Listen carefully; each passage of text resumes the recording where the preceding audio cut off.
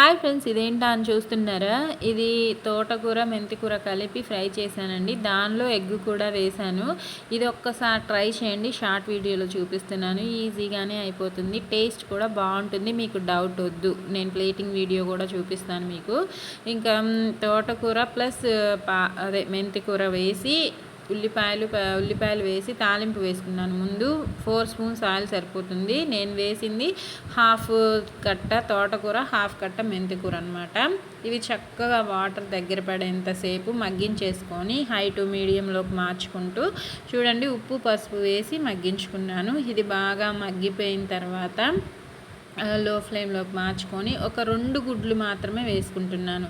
ఎందుకంటే నేను తీసుకున్న ఆకుకూరకి 2 గుడ్లు సరిపోతాయి. మీరు క్వాంటిటీస్ని బట్టి మార్చుకోండి. ఇలా ఒక్కసారి ట్రై చేయండి. హెల్తీగా ఉంటుంది, టేస్ట్ కూడా బాగుంటుంది. నేను చెప్పడం కాదు, మీరు కంపల్సరీ ట్రై చేయాల్సిన రెసిపీ అనమాట.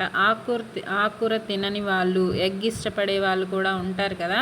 ఇలా ఒక్కసారి చేసి పెట్టండి. బాగుంటుందో లేదో మీకే తెలుస్తుంది. ప్రాక్టికల్గా చేసిన తర్వాత ఏ రెసిపీ అయినా అర్థమవుతుంది, తెలుస్తుంది టేస్ట్ అనేది.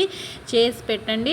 ఇంకా నేనైతే కారం వేయట్లేదు, దీంట్లో మిరియాల పొడి ఒక 1 స్పూన్ దాకా వేసుకుంటున్నాను. అది వేసుకొని చక్కగా మిక్స్ చేసేసుకొని స్టవ్ ఆఫ్ చేసుకొని వేడివేడిగా సర్వ్ చేయండి. సూపర్గా ఉంటుంది.